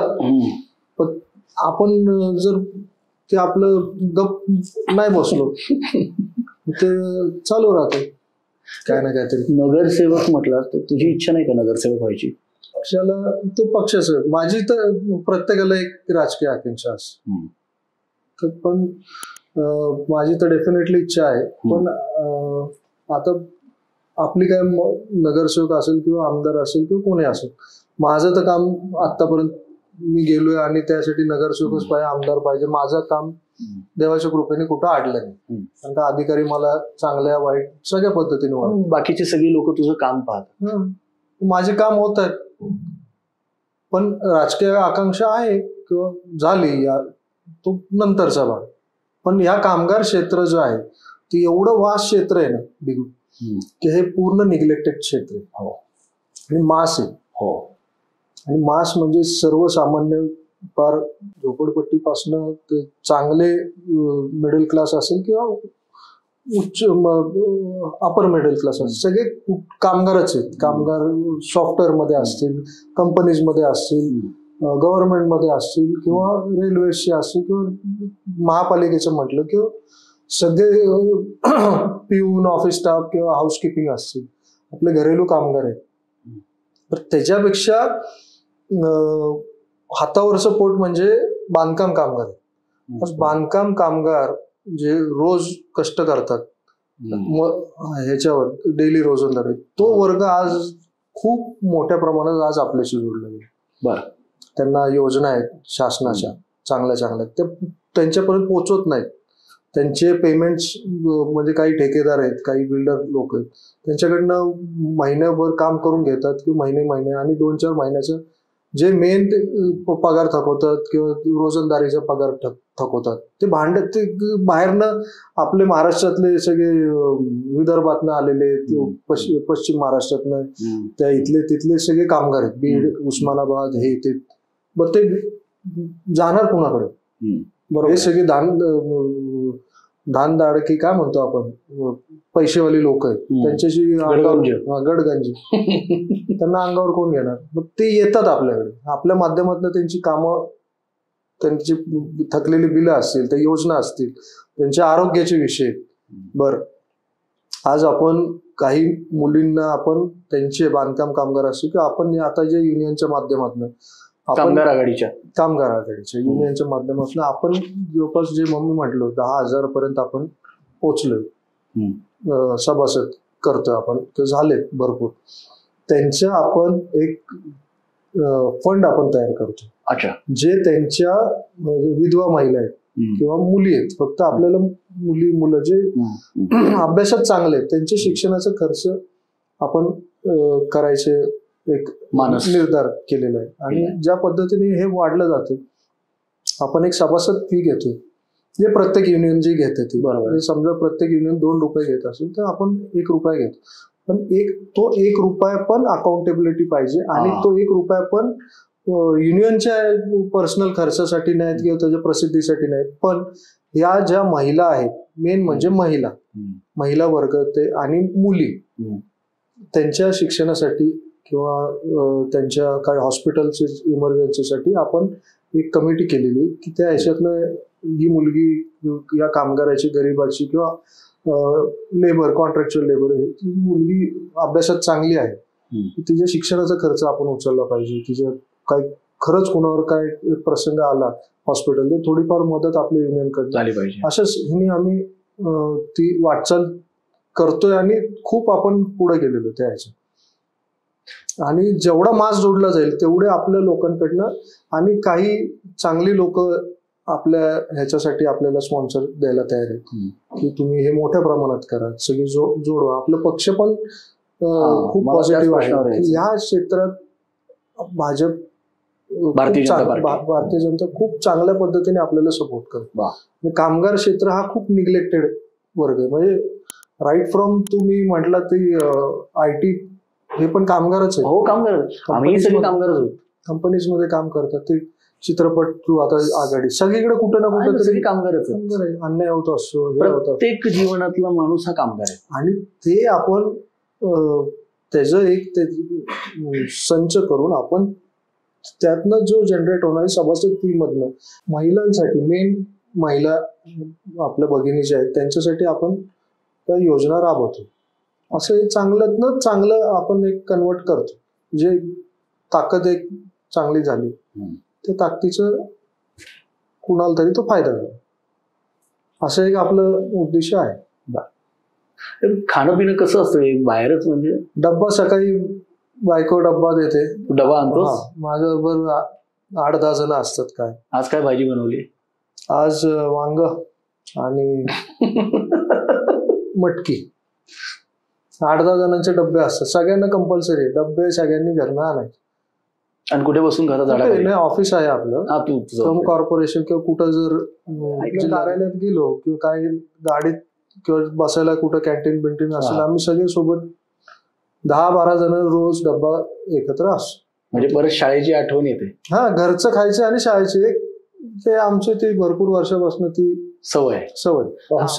नाही, कारण मी का विचारतो, नाही म्हणजे ऍक्च्युली मी चार्ली चॅप्लिन यांचं, मी कलाकार असल्यामुळे, आणि तू म्हणशील डिगू आता तू तुझ्यातला डिरेक्टर जागा झालाय आणि तू आता मला ऍक्टिंग करायला पाहिजे, तसं नाहीये. पण मी हे दरवेळेस ऐकलंय की यशस्वी मुलगा, एक चांगला मुलगा, एक चांगला नवरा, एक चांगला वडील, आणि जो जनतेसाठी काम करतो, त्याला कधी रडताना पाहिलेलं नसतं. पण तो गपचूप आंघोळ करताना शॉवरमध्ये रडत असतो, का पाऊस आला तर रडतो, आणि तो दाखवत नाही. तर मी कधीच तुला बघितलं नाही की तुझ्या डोळ्यात पाणी नाही पाहिलं कधीच. म्हणजे I have never seen you, कोणीच नाही पाहिलं, पण तू रडतोस का? रडू येतं ना, आपण माणूस आहे. नाही, रडू येतं. आणि रडलं काय काय जे प्रसंग झाले आयुष्यात, चुकीचे खरे खोटे आरोप जे झाले, त्यावेळी एकटाच रडतो. हा, रडलोय मी, कारण का चुकीचं आरोप झाले किंवा काही प्रसंग झाले तर रडलोय. स्वाभाविक आहे, ते आपले इमोशन कुठेतरी बाहेर झाले, लोकांमध्ये नसेल दिसत, पण रडणारच ना ते. आणि डिप्रेशन मध्ये कधी कधी खोटे आरोप, जसं आता लेटेस्ट थोडं ते त्रास वाटतो की आपण असं नाही करू शकत आणि असे आरोप झाले. रडलोय मी, त्रास झाला. मागे काही कॉन्ट्रोवर्सी झाल्या होत्या, खोटे जे आरोप झाले होते तुम्ही घोटाळा काढला, ते घरच्यांना बघून पण रडू येतं. ते आपल्यामुळे they are going through this suffering. आज न उद्या न परवा, तेवढं मी माझं पॉझिटिव्ह माइंडसेट आहे की काय लगेच कुठल्या क्षेत्रात की काय लगेच यश मिळालंच पाहिजे किंवा असं नाही. पण माझं तू यश मिळवण्यासाठी करतच नाही. आता तुझ्या बोलण्यावर लोक जोडले आणि खूप इंटेलेक्ट लोक पण जोडले, म्हणजे खूप हुशार पायनियर्स आहेत त्यांच्या क्षेत्रात. ती पण आपल्याशी खूप चांगल्या पद्धतीने जोडली गेली, right from ground level to चांगले बिझनेसमन असतील आणि काही खूप हुशार लोक पण आपल्याला मार्गदर्शन वेगवेगळे करत असतात. पण इव्हेंच्युअली काय आहे, कामगार क्षेत्राचं मला आवड आहे, मला लोकांची आवड आहे. जेवढी लोक आपल्याकडनं जोडली जातील आणि आपल्याकडनं चांगलं काहीतरी घडेल किंवा आपल्या संघटना आहे, मी एकटा नाही. आज माझ्या बरोबर 10-50 पदाधिकारी आहेत जे राबत आहेत, त्यांचंही यश आहे. बरोबर, त्यांच्यामुळे मी सगळ्यांमुळे जेवढी युवा पिढी एकटा नाही, तू एकटा नाही, त्यांच्यामुळे तू आहे. बरोबर आहे, पुढाकार घेतो, त्यांना माझ्यावर विश्वास. हे बोलणारे खूप कमी लोक असतात. बरोबर आहे, आणि सगळ्यांमुळेच आहे. सगळं माझं मित्र परिवार म्हणून ओमकार कदम आहे. बाकी असं आहे आणि चांगलंच होईल. जेव्हा डिप्रेशन मध्ये जातो तेव्हा त्रास होतो, 100% मन कोणाशी मोकळं करतोस, कोणाशी बोलतोय सगळं. मग तुझ्या बरोबर आता परत ओमकार कदम ह्याच्या बरोबर मुलं असतात, तर त्यांच्याबरोबर बोलतोस का वहिनींशी बोलतोस? सगळ्यांशी, बायकोशी बोलतो. वहिनींचं आणि घरच्यांचं असेल. मी तुला म्हणतो, तुला असं नाही वाटत बास आता मी फक्त व्यवसायाकडे लक्ष देणार बास, असं कधी वाटलं? नाही, कारण का आपल्याला माझे विजन आहे की जर 10,000 जण आपण जोडू शकतो, तुझ्याकडे बघून ते आले, ओके, तर आपण थांबलो तर मग हे सगळं सायकल थांबून जाईल. ती सायकल नाही थांबत. 10,000चं मला 1,00,000 करायचं, नक्की होणार. आणि तेवढं आपल्याकडनं कामं झाली पाहिजे. आपण आता कुठेही गेलो तरी 5, 50, 100 जण मित्र परिवार आहे, तो जमतो. कुठे ना कुठेतरी त्याचं एक आपल्याला सॅटिस्फॅक्शन वाटतं की लोक आहेत, मित्र आहेत, आपण कुठेतरी याला इथं आपण थांबलोय, इथं मदत केली, याला रोजगार लावलाय, हे लावलंय. मला आणि सामान्य लोक किंवा जेवढं मला असं मोठा छोटा मला काय नाही, मला छान एकदम सगळ्या प्रकारचे मला आवड आहे मित्रांची, आणि मित्रांची आवड आहे लोक जोडायची आवड. म्हणून हे आज 10,000 आहेत, 1 वर्षांनी पुढच्या इंटरव्ह्यूला आपली मिनिमम 50,000 तरी झाले असतील किंवा 1,00,000 तरी. आता आम्ही 50 शाखा या महिन्याभरात करतो. जिथे जिथे संघटन आहे, जिथे जिथे गरज आहे. कोणाला जीवनात कुठल्या नेत्याला फॉलो करतोस? तुझा आवडता नेता कोण? अटलजींच्या बद्दल तू खूप. अटलजी, नितीनजी गडकरी. अटलजींचं जे उसूल ठेवून त्यांनी जे उसूल पाहिजेत आयुष्यात, काय म्हणतो 2 नंबर करणाऱ्याचे पण उसूल असतात, त्यांचे जास्त उसूल असतात. तसे आपल्या आयुष्यात उसूल पाहिजेत. वाजपेयी साहेबांचे, लालकृष्ण अडवाणींचे, नितीनजी, आपले माननीय पंतप्रधान उसूल आहेत ना काहीतरी. आणि हिंदुत्ववादी विचार आहेत आपले की चुकीचं नाही घडलं पाहिजे, चांगलं नसेल जमत तर वाईट तरी करू नका, चांगलंच झालं पाहिजे. चांगल्यातनं चांगलं हळूहळू होतच राहतं. आपले पुण्याचे आदरणीय चंद्रकांतदादा पाटील इतक्या सुंदर पद्धतीने काम करतात. हो. आदरणीय केंद्रीय मंत्री मुरली अण्णा मोहोळ, तुला कसं वाटतं? अण्णांचं काम कसं वाटतं? आम्हाला सगळ्यांनाच आवडतं. अण्णा डायनॅमिक, अण्णा खूप डायनॅमिक आणि हुशार. पुण्याला मिळालेले एक काय म्हणतो ना, तगडं नेतृत्व आणि अभ्यास आहे, त्यांचा संघर्ष आहे, लोक आहेत आणि त्यांचा अभ्यास आहे. म्हणजे त्यांनी खूप महापौर असताना जे पुण्याचं नाव जे अख्ख्या भारतात जगभरात जे चांगलं काम म्हणून केलं, आणि अण्णांची पर्सनॅलिटी पण अशी की ते हिरोच आहेत, ते हिरो सारखेच दिसायला आहेत आणि त्यांची कार्यपद्धती पण हिरो सारखी. यामार्फत मी नक्की अण्णांना मी विनंती करेल की अण्णा आपली वेळ मिळावी आणि मोकळ्या गप्पा मारा. आणि आदरणीय चंद्रकांत दादा पण इतके सुंदर दादांचं तर अबोपासूनच दोघंही आज पदवीधर पुण्यातील सगळेच आमदार म्हणजे माधुरीताई असतील, त्यानंतर आपले रासणे साहेब असतील, इव्हन ऑल्सो मिधाताई पण आता माधुरीताईंचं पण खूप संघर्ष जबरदस्त काम करतात. या सगळ्यांशी म्हणजे तुझं एकदम चांगलं इंटरॅक्शन आहे. दादांशी आहे, मुरली आहे, तुमचे खासदार आहेत, त्यांचं पण खूप मोठा संघर्ष. ज्यांची नावं घेतो त्या सगळ्यांना विनंती की नक्की आपण काकडे त्यांनी पण 0 पासनं त्यांनी एवढं मोठं. मी त्याच्यावरती बरं झालं आता तू एक नाव काढलं की मी अनेकदा आताच रिसेंटली मी आदरणीय संजय नाना काकडे सरांचा एक छान व्हिडिओ पाहिला आणि त्या व्हिडिओमध्ये ते बघून मी भारावून गेलो. त्या व्हिडिओमध्ये अभिनेता धर्मेंद्रजी यांचा संजय नाना खांद्यावरती हात ठेवला होता आणि धर्मेंद्रजींनी त्यांच्या गालाला असा स्पर्श केला. ते इतकं म्हणजे तो व्हिडिओ पाहिल्यानंतर मी म्हटलो की ऐक हे, आणि एक्झॅक्ट तशीच एक छोटी व्हिडिओ क्लिप, आणि मी ते नक्की सापडून आता दाखवेल, एक्झॅक्ट तसाच सेम फोटो धर्मेंद्रजींच्या जागी आदरणीय संजय नाना काकडे साहेब आहेत आणि तू बाजूला थांबलेला आहेस. ते आपण कोइन्सिडेंट म्हणावा, हा कोइन्सिडेंस असावा, पण तो एक फोटो आहे आणि ते तुझ्याकडे बघतायत आणि तो फोटो आहे. गुरुवर्य आणि ते शिष्याला मार्गदर्शन करतात. काय तुमच्यामध्ये एकदम चांगले संबंध आहेत.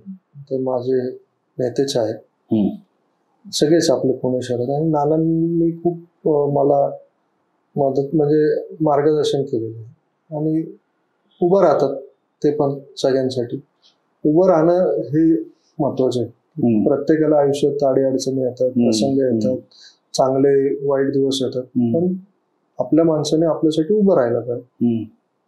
आपल्या प्रत्येकाला वाटतं आपल्या नेत्याने आपल्यावर उभं राहायला पाहिजे. तसे सगळे नेते, नानांनी तर स्पेशली खूप आपल्यासाठी उभे राहिलेले. म्हणजे लोकांनी कितीही काही सांगावं की असे आरोप झाले तसे, त्यांना माहिती हा ओंकार असं करणारच नाही. तर त्या अख्खं काय वेळेस 2-3 प्रसंगात तर अख्खं मीडिया वेगळं सांगत होतं आणि नाना माझ्या बाजूने थांबले होते. अरे वा, की हा करूच नाही शकत असं, किंवा मी ह्याला ओळखतो, याची ती शिकवण तशी नाही. क्या बात आहे. त्या ह्याने ते माझ्याबरोबर थांबल्यामुळे सगळ्या गोष्टी खऱ्या खोट्या उघड्या पडल्या भरपूर काय प्रसंगात. म्हणजे हे कसं कोणीतरी सोबत थांबणं, त्याच्यामुळे काही प्रसंगात खूप वर्ण फोन आले होते, तर नानांनी माझी बाजू मांडली होती की हा पण खूप चांगल्या ताकदीचा आहे, म्हणजे काय हा असं करणार नाही.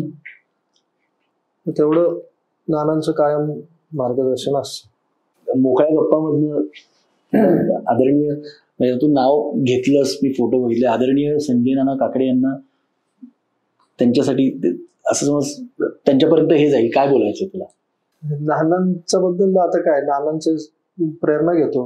हे सगळे त्यांनी ज्या संघर्षातनं एवढं मोठं साम्राज्य त्यांनी व्यावसायिक, सोपी गोष्ट नाही, खूप मोठ्या प्रमाणात त्यांची कामं चालू आहेत. ते आपला नेता या संघर्षातनं घडलं तर ती ऊर्जा आपल्याला आपोआप तयार होते ना. पुणे शहराला म्हणजे खरंच महाराष्ट्राला, भारताला, आपल्या हिंदुस्थानाला, भारताला मोदीजींसारखं नेतृत्व मिळालं, अमित भाईंसारखे नेते मिळाले, आदरणीय गडकरी साहेब असतील, महाराष्ट्राला देवेंद्र फडणवीस जींसारखा मुख्यमंत्री, डायनामिक मुख्यमंत्री, त्यांच्यासोबत आदरणीय अजितदादा पवार आहेत उपमुख्यमंत्री, आदरणीय एकनाथजी शिंदे आहेत, इतक्या सुंदर पद्धतीने काम करतात. आणि ह्या सगळ्यांचे विचार कामगार आघाडीत दिसून येतात. हे विचार कॅरी करणं आहे ना, सगळ्यांचं मार्गदर्शन आहे. आणि कामगार आघाडी, कामगार क्षेत्राकडे आपण खूप पॉझिटिव्ह वेने आपण तो मांडतोय किंवा जोडतोय, आणि ते भविष्यात आपल्याला मोठ्या प्रमाणात करायचं. वाढत्या गुन्हेगारीबद्दल तुझं काय मत आहे? खूप मोठा प्रश्न आहे, तो सॉर्ट आउट झाला. अनएम्प्लॉयमेंट आहे आणि हे जे इझिली अवेलेबल ड्रग्ज आहेत, म्हणजे MD असेल, त्याच्यावर कारवाई सुरू झालेलीच आहे शासनाने. ते जास्त प्रमाणात ते झालं पाहिजे, कारण का आत्ताची कॉलेजची तरुणी ते त्या ट्रान्समध्ये जातात म्हणून ती गुन्हेगारी. तर मी आता माथाडी क्षेत्र कामगारांशी निगडीत पण आहे. माझ्याकडे सगळे पॅन इंडियाचे जे ब्रँड्स आहेत महाराष्ट्रात मधलं लायझनिंग मी करतो आणि त्या माध्यमातून भरपूर अख्ख्या मुंबई सोडून रेस्ट ऑफ महाराष्ट्रामध्ये सगळे हे जे ब्रँड्स जातात तिथं जी लोकं लावली जातात ती आपल्या माध्यमातून लावली जातात. ती बाहेरची अख्ख्या मी अमरावती, जळगाव, नाशिक, धुळे, नागपूर, जळगाव सगळीकडं हे जे ब्रँड्स जे जातात तर ती लायसनिंग सगळं जोडून मी करून देतो आणि तिथले स्थानिक मुलं आपण कामाला घेतो. त्यामुळे अख्ख्या महाराष्ट्रात एक चांगला मित्रपरिवार असेल किंवा काम आपल्याशी जोडला गेला की आपण कामात घेतल्यामुळे आज नागपूर सारख्या शहरात आज आपण या माथाडीच्या माध्यमातून 200-250 जण आपण कामाला घेतली आणि ते कुठल्या ना कुठल्या तरी भाजपच्या नेत्याचे कार्यकर्ते आहेत किंवा पदाधिकारी काय आहेत, त्यांना कामाची गरज आहे. त्यामुळे नेत्यांबरोबर पण आपलं इंटरॅक्शन होतं. तुमचे आम्ही 5-50 जण आपण कामाला लावले किंवा काय झालं, आणि ते आपण निस्वार्थपणे करतो. म्हणजे बिझनेस म्हणून नाही आहे, आपल्याशी ब्रँड जोडले गेले ते आपण पास ऑन केलेले, त्या तिथं ती कामगार जोडले गेल्यामुळे अख्ख्या महाराष्ट्रात एक चांगला मित्रपरिवार चांगला पसरला. पण म्हणजे ही जी वाढती गुन्हेगारी त्याचं मेन मूळ कारण आहे रोजगार. आणि हे जे गुन्हेगारीत येत आहेत आणि नंतर म्हणजे त्याचा अंत फार विचित्र असतो असं आपण पाहिलंय. जे गुन्हेगारीत येतात आणि त्यांना असं वाटतं की कोणीतरी असेल आणि ते बाहेर त्यांना काढण्यात येईल का, आपल्याबरोबर हे असेल ते, तसं नाहीये ना. ते नाही काही ही जी यंग जी जनरेशन आहे काही ग्लॅमरसाठी आहेत, भाई किंवा म्हणजे का आता तो ग्लॅमर की याच्याबरोबर असतो त्याच्याबरोबर असतो किंवा जे व्हिडिओज किंवा काय, आणि बेसिकली अनएम्प्लॉयमेंटाचे. कारण का ऍक्च्युली ACP सरांनी पण रिटायर्ड सतीश पाटील सरांनी पण हेच उत्तर दिलं की बेसिक फॅक्टर तुम्ही संगत फार महत्वाची असं वाटतं तुला? 100%. पण दादा तू मला सांग की म्हणजे समजा एखादा वाईट माणूस असेल का, समजा एखादा आपण म्हणू का कोण असं, आपण ते अनेक नावं आहेत त्याला, आणि त्याच्याबरोबर समजा एखादा चांगल्या घरातला मुलगा, सगळेच चांगल्या घरातलेच असतात, कोणी वाईट घरात, पृथ्वी तलावरती जन्म घेणं म्हणजे पृथ्वी धरती माता आहे, ते ह्याच्यावरती इथे आपण जन्म घेतो म्हणजे आपण पवित्र झालेलो, एका पवित्र भूमीत आपण आलेलो, सगळेच चांगले असतात.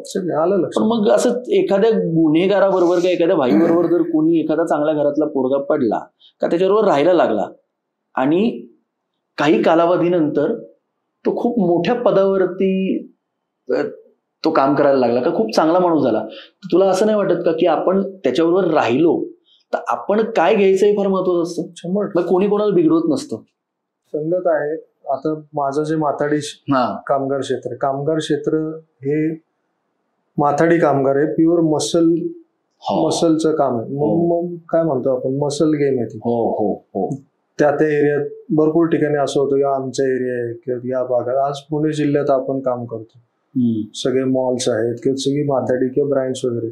आता माथाडी क्षेत्र जी लोक आहेत, आपण गुन्हेगार आपण ठरवायला कोण नाही, आपण ज्यांचे क्रिमिनल रेकॉर्ड आहे ती या ह्याच्यात भरपूर प्रमाणात आहेत.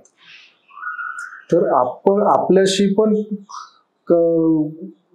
खूप जण काही जोडले गेले, पण आम्ही ज्यावेळेस त्याला कामाला लावतो किंवा कामाला घेतो, बाबा तुझं जे बॉडी ऑफेन्सवाले असेल तर त्याला की भांडणं मारामाऱ्या, मैत्रीत भांडणं मारामाऱ्या केल्यात किंवा काही प्रसंग घडलेत, केसेस झालेत, तो फॅक्टर एक वेगळा ह्यानी बघितला जातो, पोलिसांच्या नजरेतनं, माणसांच्या नजरेतनं आणि समाजाच्या माध्यमातून. आणि चोऱ्या, बलात्कार किंवा महिलांची छेडछाड किंवा 420 फसवणूक ही वेगळी एक बघायचा दृष्टिकोन. आणि मित्रांमधनं झालेले भांडणं किंवा त्यातनं काय झालेले प्रसंग तो एक समाजाचा एक वेगळा दृष्टिकोन आहे की बाबा यांनी मित्रासाठी काहीतरी भांडणं केली किंवा ह्याला कोणतरी मारायला आलं होतं किंवा तो एक तो सेगमेंट आणि हा सेगमेंट वेगळा आहे. बरोबर. या सेगमेंट म्हणजे चोऱ्या माऱ्या महिलांची त्यांना तुम्ही एंटरटेन त्यांना जवळ पण घेत नाही.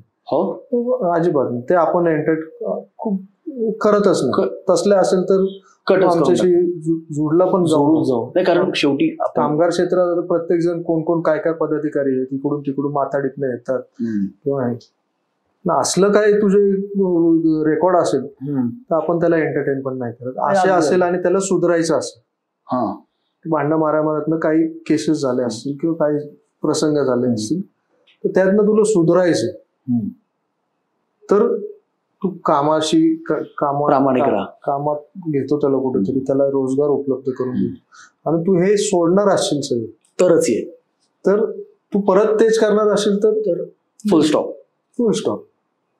ते खूप जण त्यामुळे खूप जणांचं पुनर्वसन झालं. अच्छा. 100% आणि चांगली लोक म्हणजे खूप चांगली नावं आहेत की ज्यांची माग 100, 200, 500 जणांची ताकद आहे त्यांना आपण कामात घेतली. अरे वा. आणि कामातनं त्यांनी त्यांच्या कार्यकर्त्यांना कामाला लावलं. ते काम करून 2 रुपये कमवतात. त्यांच्या अंडर 20-25 ती मुलं कमवतात. त्यांच्याबरोबर जी फिरणारी जी मुलं असतील किंवा काय ती पण कमवतात आणि त्यांचे घरचे आपल्याला दुवा देतात. त्यांचं रोज पोट आपण एम्प्लॉयमेंटवर जास्त भर देतो म्हणून ही सगळ्या प्रकारची लोक महिला आहेत. खूप धाडडीच्या आपल्या महिला भगिनी आहेत, ज्येष्ठ आहेत, आपल्या वयाच्या आहेत, लहान आहेत की ज्यांचे शिक्षण झालेले आहे पण तरी ते डेली वेजेस नाही म्हणता येणार पण एकदम कमी पगारावर काम करतात. त्यांना पण आपण कुठेतरी चांगल्या अधिकाऱ्यांत किंवा चांगल्या ह्याच्यात आपण कुठेतरी घ्यायचा प्रयत्न करतो. असं हे क्षेत्र आहे की हे जे आता तू गुन्हेगारीशी म्हटलं किंवा हे म्हटलं तर गुन्हेगारीशी त्याचे पण तुमच्या आयडिओलॉजीज मध्ये त्याचे पण 1-2 हे भाग आहेत की कुठल्या त्याचे प्रिव्हियस रेकॉर्ड काय चोऱ्या माऱ्या आहे तर अजिबात त्याला एंटरटेन किंवा महिलांची चुकीचं काय काही 4-5 गोष्टी आणि एथिक्स वाले काही गोष्टी ह्याला एथिक्सच नाहीये ऍक्च्युली. पण तुझ्याकडनं काही म्हणजे चांगल्या गोष्टीसाठी जर समजा कोणाच्या बचावासाठी जर मारामारी केली तर कुठल्या तरी एखादा माणूस अडचणीत येईल त्याला जर 10 लोक तो निर्दोष आहे त्याला जर त्याला विचित्र त्रास देतात आणि त्यासाठी जर एक माणूस धावून आला तर अशी माणसं तुझ्याजवळ म्हणजे पण ह्या सगळ्या ह्याच्यातनं म्हणजे गुन्हेगारी शेवटी अंत काहीच त्याचा अंत फार नाही. काही नाही त्याच्यातनं काही मिळत नाही आणि इव्हेंच्युअली तू किती म्हणजे अशी उदाहरणं आहेत किती त्यांनी काय त्याच्यावर केसेस असतील नंतर शेवटी पोटा पाण्याचा ज्या विषय येतो किंवा पैसे कमवण्याचा विषय येतो ते तुला ब्रेड अँड बटरवर मग तुला रोजंदारीवर कुठं काम करताना दिसेलच. आणि तुम्हाला तुमच्यावरती या सगळ्या गोष्टी असतात तर तुम्हाला त्या पद्धतीचं ती लाईफ मिळत नाही, नोकरी नाही मिळत, ट्रस्ट इश्यूज होतात. म्हणजे ह्या सगळ्या गोष्टीमुळे त्यांच्या फॅमिली केवढ्या सफर होत असतील ना. आहे ना. बापरे. आपण खूप जण चांगली जोडली त्यांना रोजगारात घेतलं एम्प्लॉयमेंट मध्ये घेतलं ती पण आपल्याला नाव चांगलं हे करतात मग ती जोडली जातात ती लाईफ टाईम साठी जोडली जातात. मग असे हा सेगमेंट वर मला खूप आवड आहे काम करायची. तू कॉन्ट्रॅक्च्युअल असेल आणि लोकांना तू म्हणजे तसं बघायला गेलं तर त्यांचं माइंड एक परिवर्तन करून त्यांना एक दिशा देण्याचं तू काम करतो. आणि आपल्या ग्रुपमध्ये माझ्या ग्रुपमध्ये खूप सगळी शिकलेली टीम आहे. इंजिनियर आहे, सॉफ्टवेअर इंजिनियर आहे. तुझ्या आयुष्यातला खतरनाक अनुभव आणि नाईटमेअर काय असं काहीतरी असेल? अनेक खूप असतील पण असा म्हणजे त्या प्रसंगाने तुला म्हणजे काय म्हणतो आपण त्याला हलवून टाकलं म्हणजे राजकारणातलेच अनुभव आहेत. हो ते काय मग वन ऑफ द फ्यू जणांना बघवत नाही ते मागणं खूप घोड्या करतात असेल किंवा काही हे असेल त्याचं चुकीचं हे करून खोटं ज्यावेळेस होतं त्याचा त्रास होतो. मग फॅमिली सफर होते. समोरनं हे करण्यापेक्षा मागणंच काही जणांना वाटत नाही की आता मी ऍक्टिव्हली 14, 15, 17 वर्ष बरोबर. तुझ्या समोरच 2 उदाहरणं की 2दा आपण नगरसेवकचे तो चान्स गेला काय काय जणांना वाटतं दोनदा. हा बरोबर बरोबर बरोबर. मला आता आठवतं. ते नगरसेवक हा काय प्रायोरिटी नाही राहिली.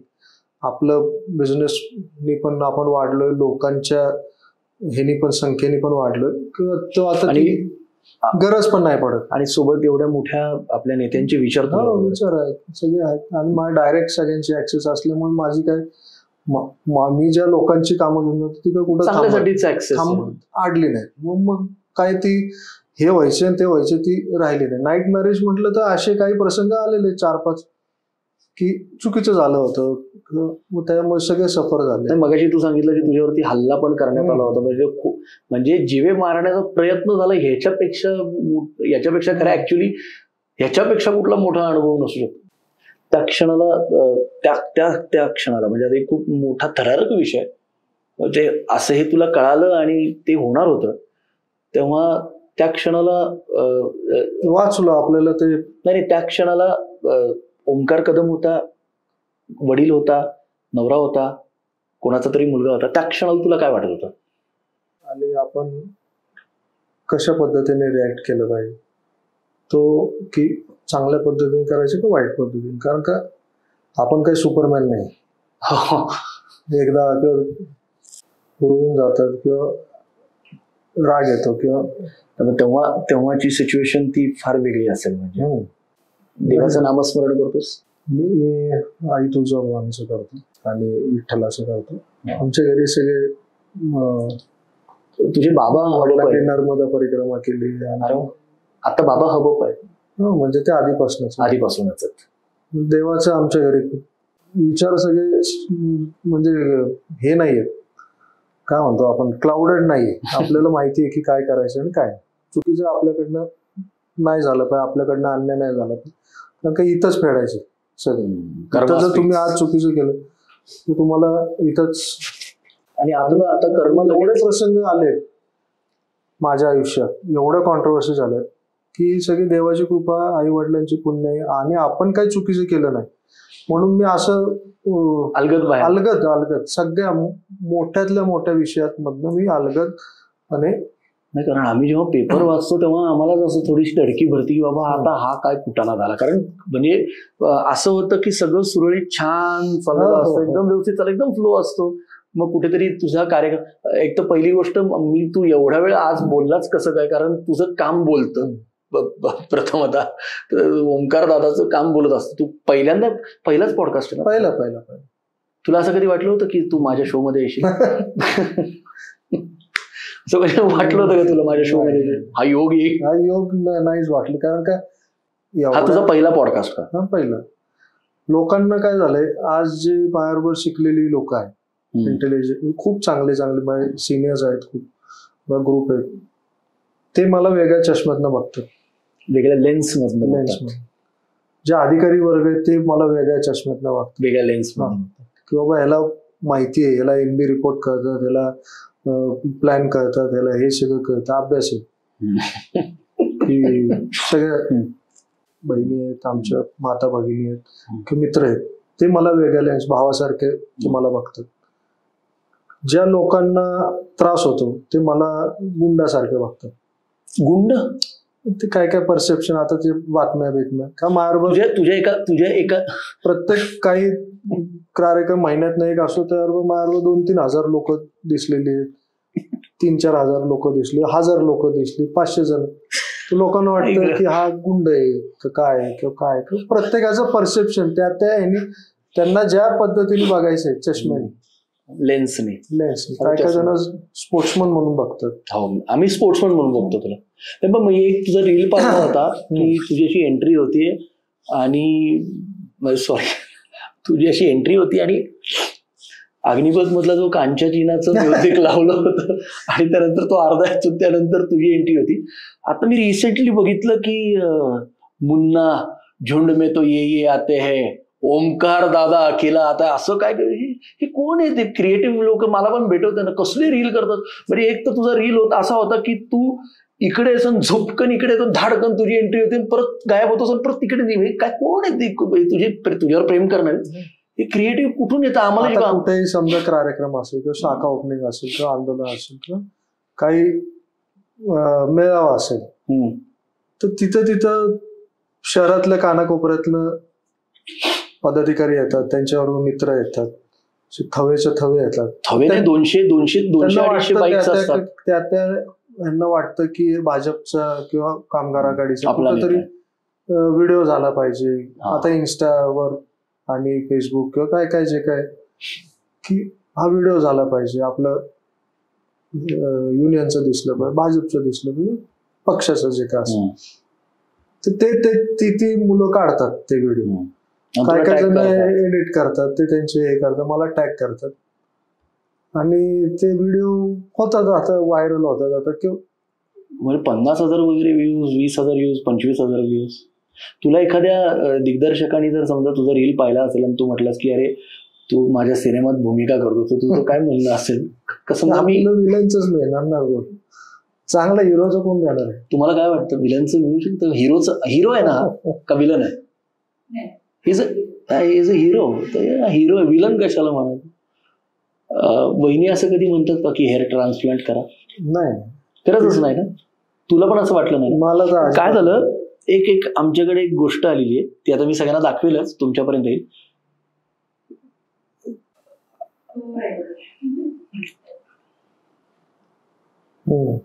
ऍक्च्युली मी हा फोटो बघितल्यानंतर असं वाटतं की ते रहना है तेरी दिल में एक फिल्म आली होती, तर त्याच्यातलं ते जे भाव जे आहेत ते सी हिज एक्सप्रेशन्स. केस होते ना त्याला? केसेस होत्या का केस होते? केस कुठल्या? अच्छा, हे केस मला वाटलं केस होते, यावेळेस केसेस आहे. पण तसं काही नाही, तू आत्ताही खूप स्मार्ट दिसतोस. म्हणजे आमच्या एक शोचा टास्क आहे, जरा अवघड आहे, पण आमचा फोन आणि या फोनमध्ये सिम कार्ड नाहीये, या फोनमध्ये सिम कार्ड नाहीये, नाही रेंज आहे. आमच्या शोचा एक टास्क आहे, मोकळ्या गप्पा, माइंड मीट्स माइंड. सीझन 1 आणि सीझन 2 मध्ये जेव्हा लॉकडाऊन सुरू झालंच होतं, तेव्हा आम्ही ऑनलाईन वरती हा उपक्रम सुरू केला. आणि या टास्क असा आहे की तुला कोणाला तरी फोन लावायचा आहे, तू कोणालाही लावू शकतोस, एनीबडी, आणि त्याची तुला गप्पा मारायच्यात, मन व्यक्त करायचंय, काहीतरी राहिलंय बोलायचं ते तुला बोलायचंय, तर या माध्यमातून तू बोलू शकतोस. आणि खूप मोठी संधी, अशी संधी सारखी येत नाही. आजोबा आणि आत्या दोघांना एकाच वेळेस? नाही, एका वेळेस नाही, पण राहिलं माझं. बोल ना त्यांच्याशी. ओंकार दादा आजोबा आणि आत्यांशी बोलतो. जे माझी आत्या होती, ती अचानक ऍक्सिडेंट मध्ये वारली, तर लावलंय तिला. आत्या, तू अचानक न भेटता गावाला गेली होतीस आपल्या, आणि अचानक तुझं हा ऍक्सिडेंट, तुम्हाला खूप त्याचं हे झालं, आणि तू एकटीच होती की एकटी, म्हणजे तू खूप माझे लहानपणापासून लाड केले आणि भयंकर माझ्यावर प्रेम केलं, आणि तू अचानक गेल्यामुळे एवढं ते आपल्या सगळं कदम फॅमिलीमध्ये, पप्पा, मम्मी, अंगाई, अयू, स्वप्ना, अनिकेत, सगळं अचानक, सगळं आपलं राजू दादा आहे, यश आहे, हे सगळं आपली फॅमिलीचं एकदमच सगळं नाळ तुटली ती. आणि तू अशा पद्धतीने, एवढं तू चांगल्या पद्धतीने शिक्षिका होतीस आणि एवढं कष्टाने तू सगळं तुझं घर आणि यशला, राजू दादाला बघितलं, आणि तू गेल्यामुळे खूप एक ती एम्प्टीनेस जो झालाय सगळा, तो काय भरून येऊ शकत नाही. तू जिथं आहेस चांगली तू राहा, सगळे आहेत इथं, आम्ही सगळे सोबत असतो. जनतेसाठी कुठल्याही स्तरावर जाऊन काम करणारा ओंकार दिलीप कदम यांच्यासाठी जोरदार टाळ्या झाल्या पाहिजे.